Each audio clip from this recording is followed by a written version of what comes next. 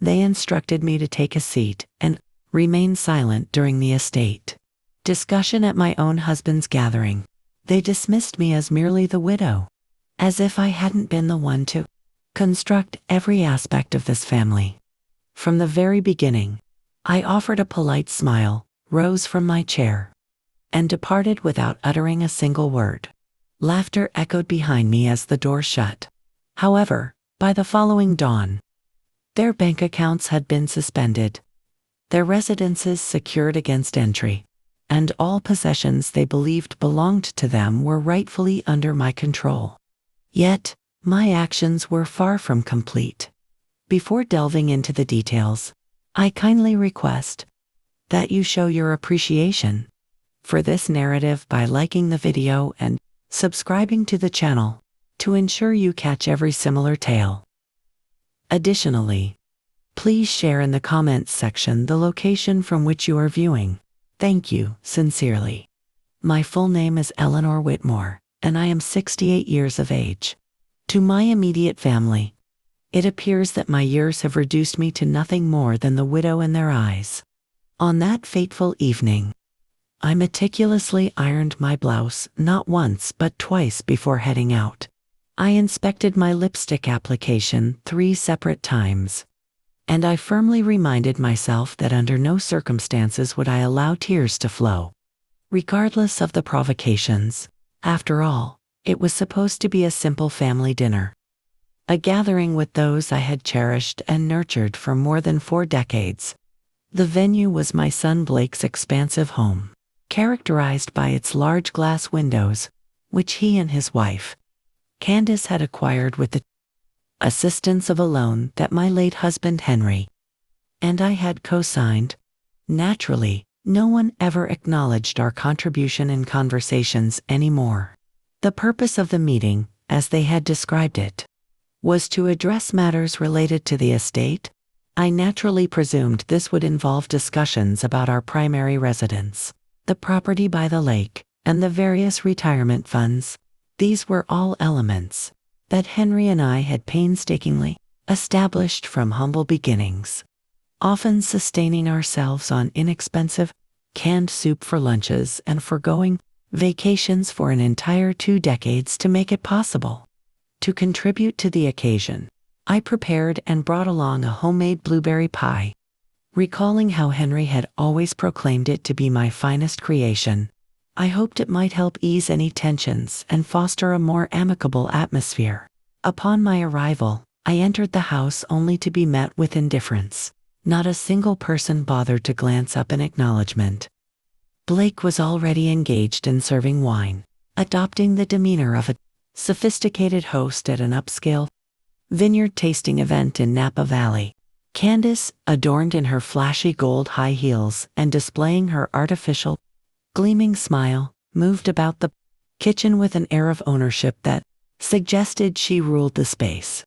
Their eldest child, Jack, offered me a cursory nod, the sort one might give to a distant acquaintance, encountered at a somber event, like a funeral. The atmosphere was thick with an undercurrent of hostility, masked by overpowering scents of perfume and the acrid smell of something overcooking in the oven. We all took our places at the dining table, a group of 9 individuals, seated around the very piece of furniture that I had gifted to them the previous Christmas. Blake initiated the conversation with a statement that immediately set off alarms in my mind. We believe it would be advantageous to streamline our arrangements. I instantly comprehended the implication behind his words: less involvement for me, greater control for them. When I posed a gentle and measured question, inquiring whether they had consulted the attorney regarding the trust arrangements, Candace did not even deign to lift her gaze from her smartphone. Instead, she mumbled dismissively, "You're merely the widow, Eleanor. Perhaps it's best if you remain silent for the time being." The room fell into an abrupt hush following her remark. Then, Blake let out a chuckle, and my other son, Trevor, joined in, treating the comment as if it were a humorous line from a television comedy. beneath the table. My hands trembled, not from frailty, but from the profound impact of that moment, which struck me with the force of another bereavement this time. It felt as though I was the one being interred while still alive. I deliberately scanned the faces around the table, meeting each pair of eyes one by one. Their expressions were distant and unfocused, as if I were an insignificant stand-in, rather than a flesh and blood individual with a history intertwined with theirs. With composure, I placed my fork down on the plate, stood up from my seat, and chose not to voice any response. I refused to grant them the gratification of witnessing my emotional distress or hearing a dramatic monologue. I left the untouched blueberry pie sitting on the kitchen counter as I made my exit. Walking to my vehicle, I secured the doors and, for the first time in 43 years, embraced the internal quietude as a source of tranquility rather than isolation. Remarkably, not one of them attempted to call out or follow me. They remained oblivious to the storm I was about to unleash upon them. That night, sleep eluded me entirely. Not even a brief moment of rest came my way. I remained seated in Henry's well-worn brown recliner, enveloped in the familiar throw blanket that had been the subject of our playful disputes. During chilly evening, one with its tattered fringes, and the subtle coffee stain that he had never noticed, the surrounding space seemed to hold its breath in anticipation, and I found myself repeatedly replaying their hurtful words in my mind. "You're just the widow. Maybe just stay quiet." Was as if I had been relegated to a minor role in the narrative of my own family's existence. Around 2:30 in the morning, unable to endure the oppressive stillness any longer, I rose and padded barefoot across the hallway to the cabinet that we had strictly forbidden our sons from accessing during their childhood. We had affectionately dubbed it the no-go drawer, a repository for essential documents such as passports, property titles, outdated wills, tax records, and other sensitive materials that were not for their eyes. My fingers felt chilled as I slid the drawer open. Initially, I was uncertain about what I sought. Perhaps some tangible evidence, affirming my enduring role within the family, or assurance that Henry had not left me utterly vulnerable. I sifted through the assortment of familiar papers, insurance policies, birth certificates, and an aged photograph of Henry and me during our trip to Colorado. It was then that my eyes fell upon a substantial white envelope tucked away at the rear. Inscribed in Henry's distinctive handwriting with a single word, "Eleanor." I gazed at it intently, half expecting it to vanish like a mirage. Henry had never been one for composing sentimental letters. His expressions of affection were practical, such as ensuring the vehicle's tires were properly rotated or that the home's gutters remained clear of debris.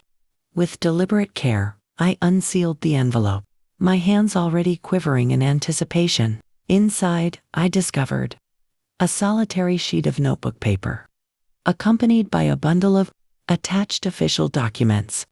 The handwritten note read, "If you're reading this, something has already gone awry. I intended to inform you earlier, but I knew you would attempt to mend the situation rather than safeguard yourself. The boys aren't inherently bad, but they are and Candace is even more so." I observed the shifts occurring the instant my illness began. "I've implemented some alterations. All assets are now in your name. The house, the accounts, the lake property. You possess complete authority, including power of attorney. They are unaware of this. Do not feel guilty about exercising it. Refuse to allow them to intimidate you into silence. And should they ever attempt to seize what is rightfully yours, dismantle it all." I remained motionless, absorbing the gravity of his words as they permeated my consciousness. I had been completely unaware of these arrangements. Our discussions about the will had been vague and general, leading me to believe he was merely exercising caution. As I examined the accompanying documents, I noted their official nature. Notarized bearing the seal of our longtime attorney, Alan. The language was complex, outlining financial control provisions, asset ownership, restructurings, and immediate transfers effective upon his passing. Everything was legitimate and enforceable. Henry had revised these documents 8 months prior to his death, during a period when we were preoccupied with medical appointments and experimental treatments. He had executed these changes discreetly, with full mental acuity, likely after noticing Blake's intrusive inquiries into his business records and Candace's insincere questions about future plans. In my mind, I could almost hear Henry's voice urging me to remain vigilant and to cease undervaluing my own strength. To occupy my restless hands, I prepared a cup of tea, though I ultimately left it untouched. I paced the kitchen floor several times, retrieved the documents once more, and verified the dates of the signatures. The reality of it all was undeniable. Gradually, a transformation occurred within me. The sensation of invisibility, of being a mere appendage to someone else's legacy, gave way to a newfound sense of command. At precisely 3:47 in the morning, I lifted the receiver of the landline telephone and dialed Alan Kramer, our attorney of more than 30 years, the man who had habitually slipped phishing magazines to Henry during our meetings and persistently addressed me as Mrs. Whitmore despite my invitations to use my first name. He answered after 4 rings, his voice initially sleepy but quickly sharpening upon hearing my identity.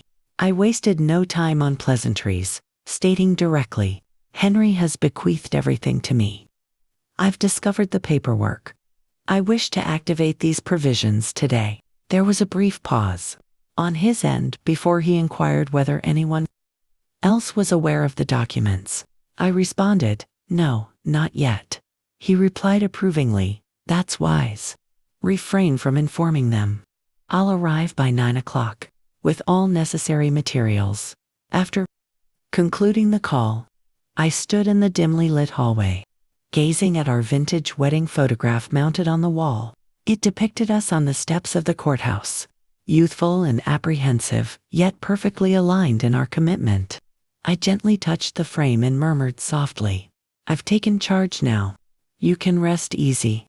Subsequently, I returned to my seat, neatly organized the documents into a manila folder, and placed it securely in my purse, regarding it as a potent instrumentendi. That is precisely what it represented. If my family believed I would passively allow them to dismantle my life while I remained mute, they were on the verge of discovering the true resilience of the woman they had so casually dismissed.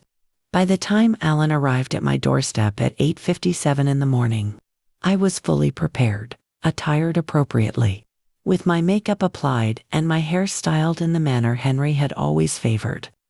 The documents lay spread across the dining room table like a strategic blueprint, accompanied by a notebook brimming with queries I had jotted in the margins during my sleepless night. He entered carrying his briefcase and the familiar, weathered leather portfolio he had used since our sons were in elementary school.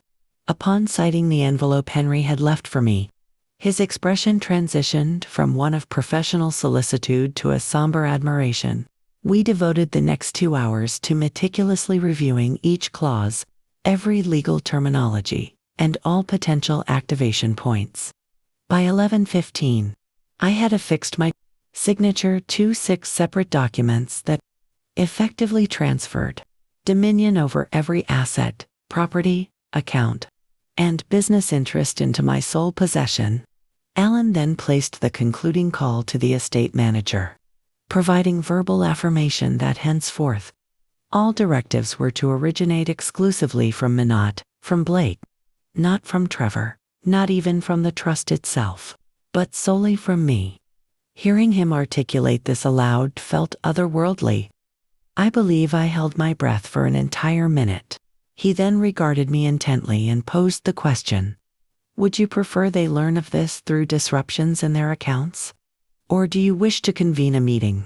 After a moment's contemplation, I instructed him, "Allow them to experience it directly. let it strike with the intensity of a vehicular collision. A smile crossed his face as he remarked, "Excellent. That's the Eleanor I recall from years past." And with that, the process was set in motion. I spent the remainder of the afternoon engaged in telephone conversations with Henry's investment broker, the real estate management firm, the title insurance company, and our accountant. Each interaction confirmed that my name now held singular authority in all matters. By 3 o'clock in the afternoon, I received a text message from Blake. "Hey, odd inquiry, but are you aware of why the cabin's account is restricted?" I chose not to reply. 5 minutes later, Candace. I allowed it to divert to voicemail. Her message carried that characteristic blend of sharpness and feigned sweetness, the tone she employed when attempting to extract concessions. By 4:30, the family group chat erupted with messages concerning unforeseen issues with various accounts. Trevor, who seldom contributed, finally chimed in with, "Has someone altered the access permissions on Mom's side?" At that point, I recognized that anxiety had begun to take hold. They had yet to grasp the full extent of my actions, but the initial ripple had occurred, and the subsequent waves were imminent. I bided my time until 5:05, precisely when I knew they would reconvene at Blake's residence for another planning session. With the folder clutched in my hand, I approached the stone pathway leading to their door and knocked. As if I were merely delivering a home-cooked meal, Blake answered, his expression a mix of bewilderment and annoyance, his forced smile barely concealing his discomfort. I entered without invitation, placed the folder on the kitchen counter, and stated, "It would be advisable for all of you to take a seat." They disregarded my suggestion, as anticipated. Candace positioned herself against the counter, with her arms folded defiantly, while Trevor lingered in the hallway, appearing ready to retreat at any moment. I opened the folder methodically and presented the documents, declaring, "This represents the revised estate plan. All assets are now under my exclusive control. Everything." The ensuing silence was not born of shock but of overconfidence, the type that anticipates outmaneuvering an opponent. Blake emitted a derisive snort and commented, "You can't unilaterally relocate funds without the approval of the Trusts Board meeting." His gaze directly, I responded, "There no longer exists a trust board. Henry disbanded it last year." "Evidently, you overlooked the details in the fine print." Candace advanced, attempting to scrutinize the papers with her manicured nails and her rehearsed grin, asserting, "This cannot possibly be enforceable." At that juncture, I handed her the conclusive document, a notarized duplicate bearing Allen's signature and times. She became immobilized. Taking a deliberate step backward, I continued, "This is not open for discussion. It is merely an announcement. As of this morning, none of you possess any legal entitlement to these assets." No one stirred or spoke. It marked the first occasion in years that the room had fallen silent in my presence. As I prepared to depart, I paused at the threshold and added, "Should you desire to deliberate on my future arrangements, you will need to schedule an appointment." I refrained from slamming the door, delivering a tirade, or shedding tears. Instead, I simply walked away, leaving them in the residence that Henry and I had financed, grappling with the illusion of authority they had clung to. The subsequent morning, I was in the midst of brewing coffee in my kitchen, listening to the familiar gurgle of the old drip machine as it neared completion. I could sense the mounting strain even before consulting my phone. There were 5 unanswered calls from Blake, 3 from Candace, and 1 from Trevor, who had characteristically delayed his involvement until the crisis escalated. I ignored every notification and sat serenely at the table with my mug, observing the steam ascend while pondering whether they had managed any restful sleep. A part of me wished they had not. At approximately 9:12 in the morning, Blake sent a message that conveyed less hostility and more perplexity. "Can we please discuss this?" That communication revealed all I needed to know. They were beginning to disintegrate. By midday, Alan contacted me to report that Blake had attempted to access two accounts via his work computer, and both efforts had been detected and blocked by the security protocols. I instructed Alan, "That's as it should be. Allow him to continue his futile efforts."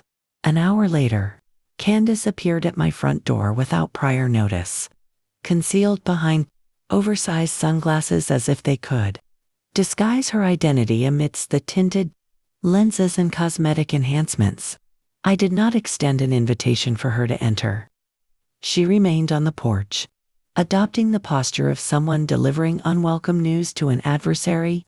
"Eleanor, we're all rather perplexed by this situation," she began, flashing her strained smile and employing that condescending tone she reserved for moments of suppressed rage. "Why would Henry conceal this from everyone?" I met her eyes unflinchingly and replied, "Perhaps because he anticipated your reactions. If it were revealed openly," she recoiled as though physically struck. I continued, "You should depart now. Your presence constitutes trespassing." She attempted to issue a veiled threat regarding legal action, but I closed the door midway through her sentence. 10 minutes later, Trevor called, his voice hushed as if concerned about being overheard by his spouse. "Mom, I was completely unaware of any of this. I assumed the trust operated automatically. I had no idea Candace and Blake were vying for dominance." I detected either genuine remorse or perhaps merely apprehension about financial severance. My response was, "You had ample opportunities to inquire directly with me. You chose not to. Your inaction speaks volumes." He offered no rebuttal, simply disconnecting the call. That evening, I prepared a solitary meal: roasted chicken accompanied by garlic, mashed potatoes, and lemon-infused green beans.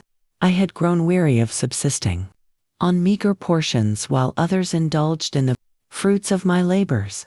As I poured a glass of wine, the landline rang once more. This time, it was Ava, Blake and Candace's 17-year-old daughter, the only family member who consistently met my gaze during gatherings. Her voice was subdued and tremulous. "Grandma, I'm uncertain about the ongoing events, but Mom and Dad are in a state of panic. They mentioned funds disappearing and potential issues with the house. Are you all right?" Her concern struck me more profoundly than any prior incident. My tone softened as I reassured her, "I'm perfectly fine, dear. You bear no responsibility for this." After a pause, she whispered, "I miss Grandpa. He would have despised this situation." Swallowing the lump in my throat, I conveyed the truth. "That's precisely why he rectified it before it could deteriorate." Further, following our conversation, I sat alone at the table amidst the stillness, experiencing a sensation absent since Henry's funeral, not sorrow or fury, but lucidity. Henry had foreseen this turmoil, and now they were floundering without recourse. Blake had been denied access to the accounts he erroneously claimed as his own. Candace lacked any legal claim to the residence she boasted about to her social circle. Trevor was only now comprehending that passivity did not equate to blamelessness. Ava, the sole individual, with genuine compassion remaining in the family, was inadvertently entangled in the conflict. I understood that this was merely the commencement. Individuals of their nature do not surrender easily. They scramble, manipulate, and seek vulnerabilities. However, what they failed to grasp was that I was no longer a bereaved elderly woman seeking their validation. I had become the barrier, and if they chose to contest me, they would need to prepare for the ensuing repercussions. 2 days after I had firmly closed the door on Candace, conveying my resolve without verbal exchange, Alan telephoned again. His tone compelled me to sit before he proceeded. "There's information you must review," he stated. An hour later, I found myself in his office, seated across from him at the familiar setting, where Henry and I had annually signed documents, while sipping subpar coffee from mismatched mugs. Without preamble, he pushed a folder toward me. Upon opening it, I initially struggled to comprehend its contents: a collection of bank statements, transfer records, loan contracts, all bearing Blake's name. "He utilized your husband's business credit line as security," Alan explained. "It's approximately $500,000, possibly more, pending further investigation. He authorized these as a partner, but that partnership ceased upon Henry's death, rendering these transactions fraudulent."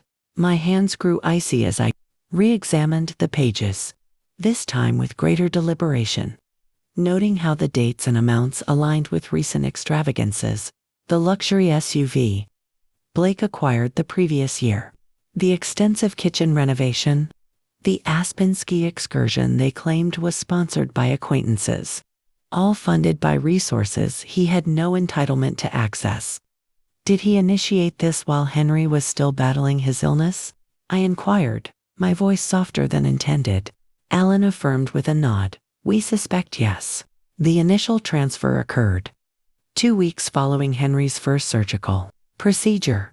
I fixated on the figures until they transcended mere numerals, embodying profound betrayal that eroded from within. Leaning forward, Alan offered, "We can pursue criminal charges if you desire, or we can allow the financial constraints to intensify and observe his distress. The decision is yours."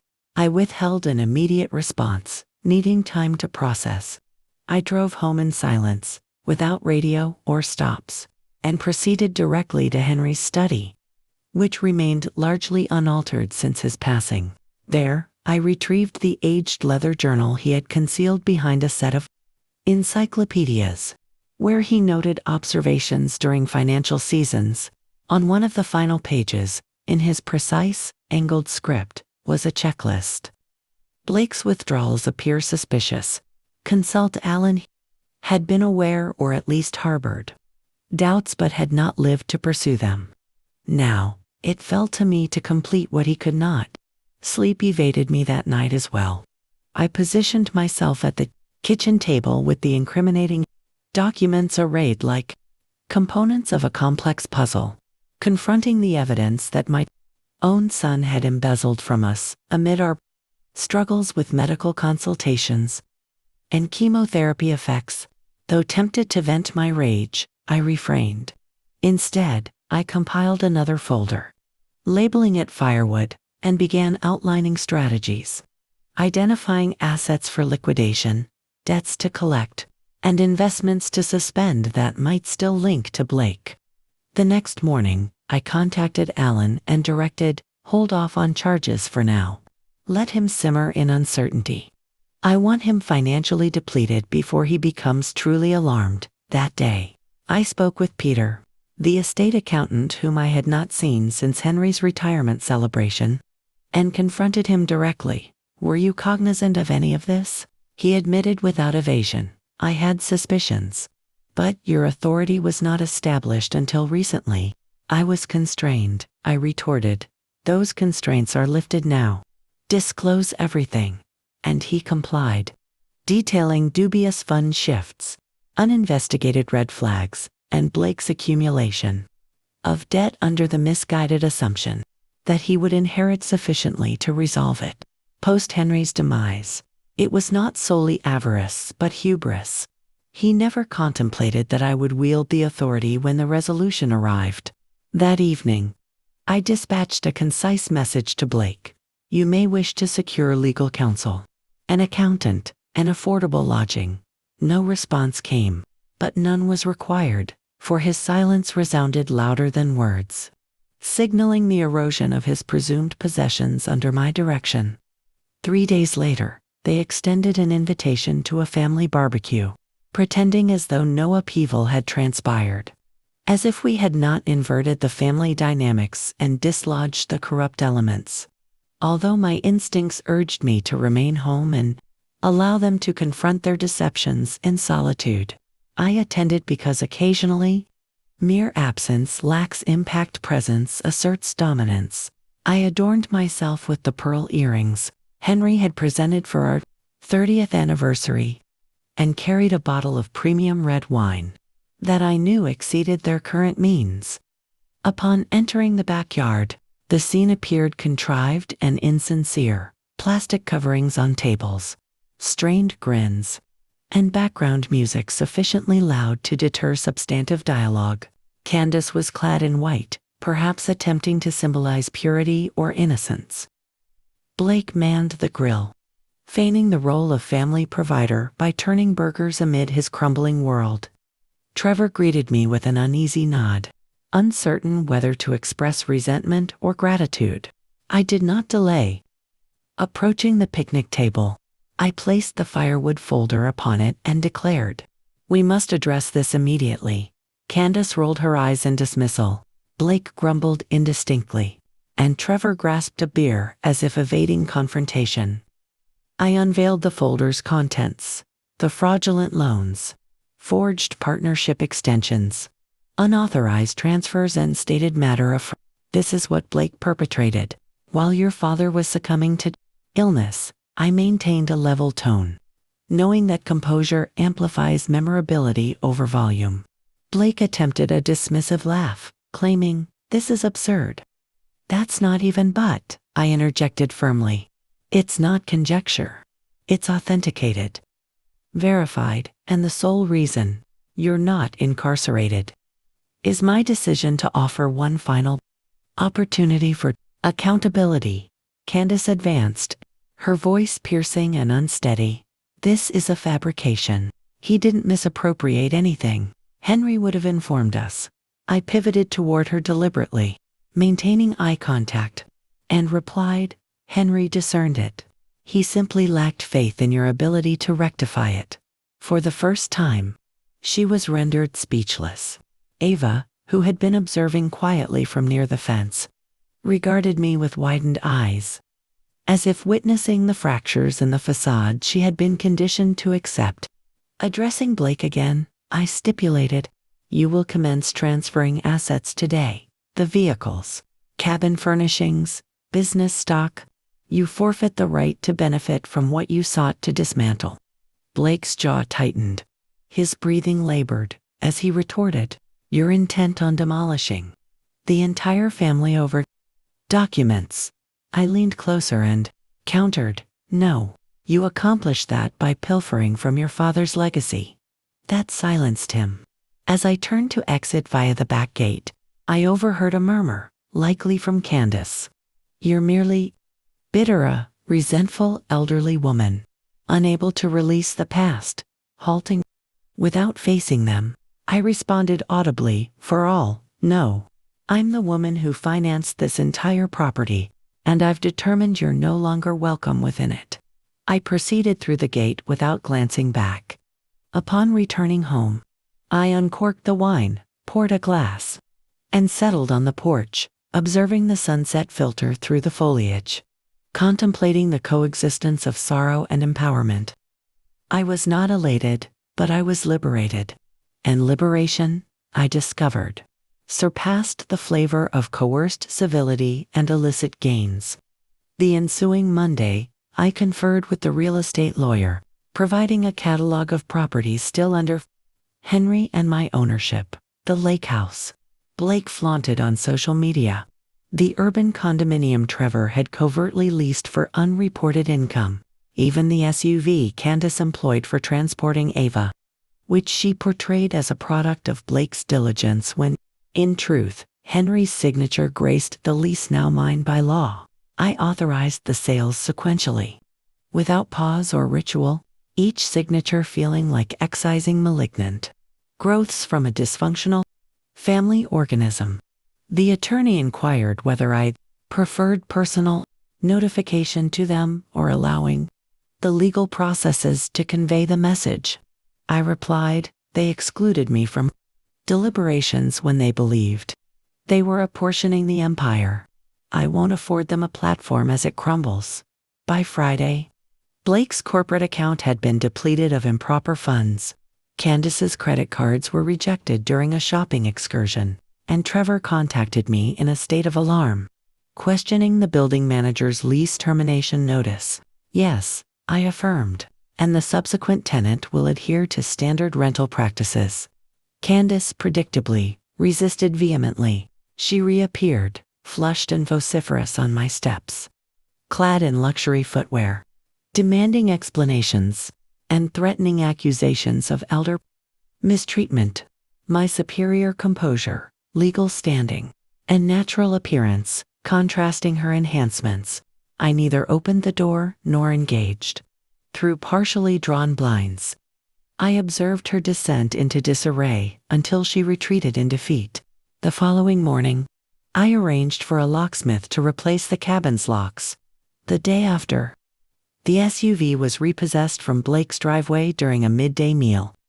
Under the watchful eyes of neighbors, my motivations transcended vengeance. They centered on reclaiming what belonged to me, what Henry and I had constructed incrementally, while others observed passively, awaiting their unearned shares. Ava messaged that evening, "Dad is unraveling. They're considering relocating to Aunt Brenda's. Is this irreversible?" After pondering, I responded, "Actions and their outcomes are enduring." She did not reply, but her intermittent typing suggested unspoken thoughts. I empathized. She was trapped between her upbringing and emerging truths. That night, slumber came more readily than in recent months, profound and undisturbed, instilling a serene depth. Upon awakening, an email from the financial advisor confirmed full asset recovery, liquidation, or reassignment, concluding, "You now possess absolute control." For the first time since Henry's passing, I internalized this reality. Midway through breakfast toast, the doorbell chimed. Before peering out, a white envelope slipped beneath the door and marked "Save for my name" in unsteady script. Assuming it from Ava, I opened it, only to be confronted by a psychiatric assessment form, highlighted around capacity evaluation. Recommended. I immediately recognized the ploy, an attempt to contest my estate authority by alleging mental incompetence. Rather than fear, I felt a seething affront, indicating their desperation. That afternoon, I delivered the envelope to Alan's desk wordlessly. He perused it, brows arching, commenting, "They pursued this avenue. Audacious." I directed, "Investigate its origins. Who commissioned it, authored it, and falsified access." 2 days later, Alan reported sharply, "Candace approached a indebted notary, attempting backdating. We have correspondence. An assistant provided it willingly, unwilling to commit felony. File charges," I commanded. He confirmed. Proceedings initiated. That evening, law enforcement arrived at Blake's home amid grocery unloading. Neighbors spectated as Candace wailed during her arrest for forgery, fraud, and judicial abuse. Blake's intervention failed. Though absent, Ava later recounted, "She blamed you." But no one credited her, not even Dad. I advised Ava, "Some decay internally, until only clamor remains." Her breathing lingered on the line, suggesting dawning insight. That night, I indulged in a beverage, perused Henry's photo album of our son's youth, not from longing, but to recall past affection. Such measures stem not from animosity, but from safeguarding sacrifices. If incarcerating one was necessary, so be it. Candace had wagered on my capitulation, underestimating my resolve. Candace's arraignment was concise and severe. I abstained from attendance. Alan's post-hearing message. She accepted a plea. Details were superfluous. She avoided trial. Via bargain, no imprisonment, but a criminal record and substantial penalty eroding their finances. Blake maintained silence thereafter, indicating acceptance of his eroded foundation. The following week, I transitioned from retribution to pragmatism, filing taxes, finalizing property transactions, determining the conflict's legacy. I rejected hoarding wealth, Protection from corruption was paramount. Thus, I instructed Peter to transfer the quaint town outskirts home with its porch swing and sunny shutters evoking Henry's grandmother's abode to Ava. She neither requested nor anticipated it, but as the only unmanipulative member, she merited an untouchable asset. Her tears upon notification were genuine, not theatrical. "I don't deserve this," she protested. I countered, "You do, for your authenticity." Concurrently, I collaborated with a nonprofit specialist to establish the Henry Whitmore Second Chance Fund, aiding widowed women over 60 marginalized in financial matters post-spousal death. No accolades sought, endurance beyond suffering desired. The inaugural application, a handwritten plea from a Kentucky woman robbed by her children. Post-funeral was approved swiftly. While organizing documents one evening, I unearthed Henry's note on a receipt within his binder. "Ensure Eleanor knows she accomplished everything. I merely supported her." Without tears, I preserved it alongside key items, embodying tranquility. By week's end, I shuttered Blake's fraudulent LLC account, donated inventory to entrepreneurs, and issued cease and desist to persistent attorneys. Reconstruction lacked glamour, but was unequivocally mine. Henry's unburdened by dishonorable heirs. It wasn't until reconvening at that elongated, gleaming table where I'd been silenced weeks prior that I appreciated my ascent and their decline. Devoid of remorse, Blake's invitation masqueraded as casual reconciliation, implying patchable discord. I attended not for absolution, but to demonstrate unyielding presence. Candace was absent per restraining terms. Trevor lurked peripherally, poised for unspoken words. Ava flanked me, composed and vigilant, embodying emerging fortitude amid deception. Blake positioned at the table's head, diminished and pallid, clinging to illusions. He commenced with cliches about familial tempests. Uninterested, I placed my glass down, addressing all, "This isn't whether it's repercussion. Authored by each of you." Silence ensued. No fidgeting occurred. Blake attempted rebuttal, but I silenced him. "You labeled me mere widow, demanding quietude. Yet I was vocal in building, sustaining this family, and I'll remain so, reclaiming it." Pausing for emphasis, I declared, "This table, room, I own them wholly. Your visitors here, remember that." Rising without awaiting replies, I added at the door, "Liking me isn't required. Comprehend, I cease diminishing for your aggrandizement." Exiting, the sky gleamed crisply ideal, as Henry would note, for tasks. Driving away, I felt neither triumphant nor smug, but resolved. I'd navigated inferno, emerging to reconstruct on self-granted terms. That, surpassing vengeance or wealth, was my hard-won victory.